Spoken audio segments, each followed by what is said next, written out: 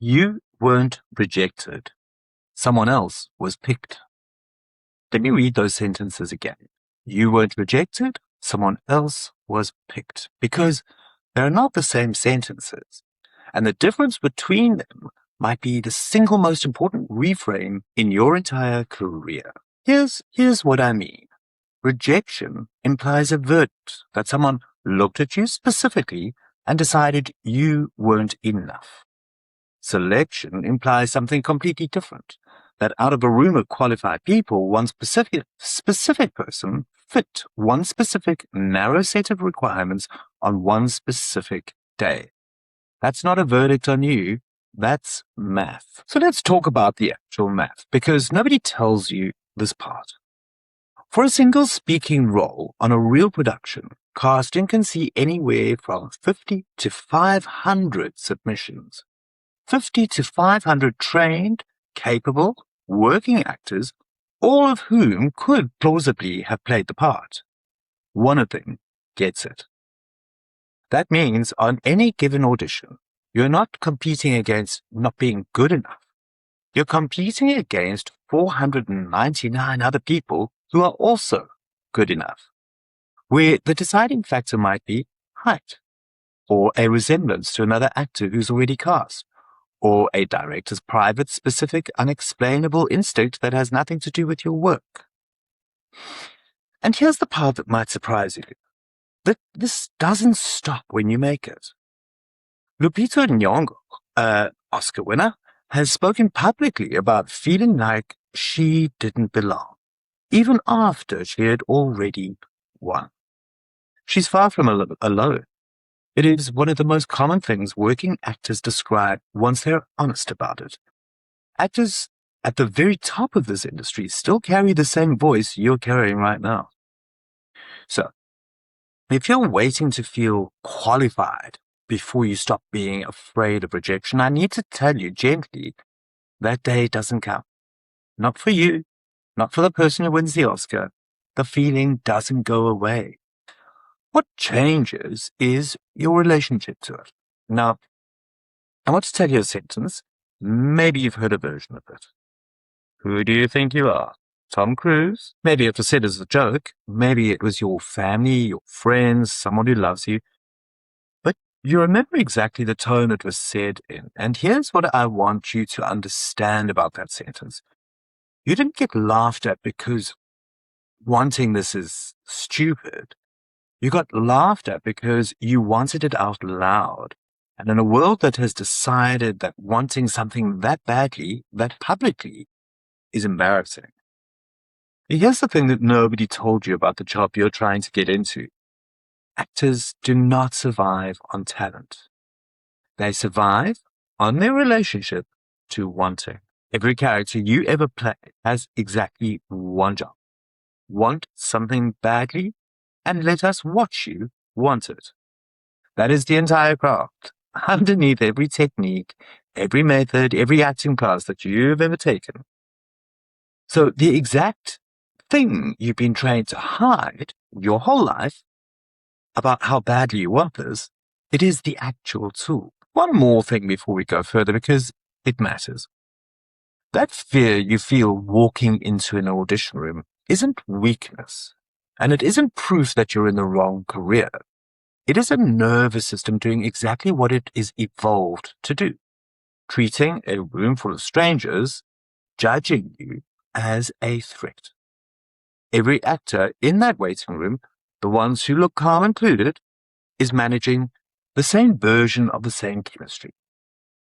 Which means the goal was never to arrive at a room without fear. The goal is to have a job to do that's bigger than the fear itself. There's a specific way actors who are trained to build exactly that. There's a specific way actors are trained to build exactly that. It's called objective work, and it's the first thing I teach every actor who walks through my door, trained or not. In a script, we ask, what does this character want in this scene? Not generally, specifically. And here's the part that changes everything. The want has to be spoken in the body, out loud, without hedging. An actor who always plays wanting politely, carefully, with an exit ready in case someone laughs, you can see it from the back row. It reads as false every single time. There's a specific exercise I use to build that muscle for real. And I'm not going to run it here with you on a video where you're alone and there's nobody to catch you the second you hedge it. This only works with somebody actually watching you do it. That's the entire point of it. But I can't tell you what it costs to actually do it, because I've watched hundreds of actors attempt this, and almost every one of them, the second they try to say the want out loud without a qualifier, they laugh, or apologize, or look away. That reflex, the one that undercuts it before anyone else can, is the exact muscle this exercise trains you to override. Now, I had a student who could do this without laughing halfway through every single time. 3 sessions later, now I had a student who could not do this without laughing halfway through every single time. 3 sessions later, that same hedge was gone from her audition tape. She booked the next role she went up for. We didn't change her technique. We changed her relationship to wanting it out loud. I've seen the same shift in an actor who trained for years and could not say plainly that he wanted a career and not a hobby.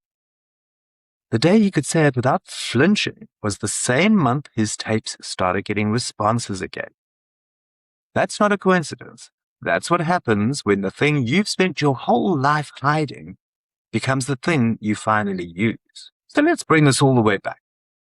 You weren't rejected. Somebody else was selected out of hundreds for reasons that were never about your worth. The fear doesn't leave you even when you win the Oscar, and the sentence that was supposed to shame you into staying small, who do you think you are, has an answer. I think you're someone who just did something most people are too afraid to do out loud. That's not nothing. That's the actual first day of training. What I gave you today is the reframe. And it's real. It works on its own. Sit with it. But the actual exercise, the one that trains you to say out what you want out loud without flinching, isn't something that I can hand you cold in a video and hope you do it right alone in your bedroom.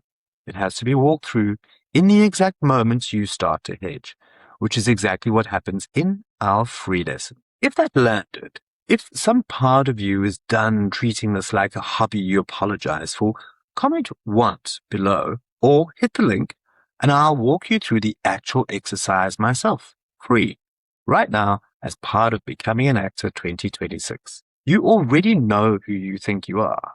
Now go say it out loud to something that you already know who you think you are.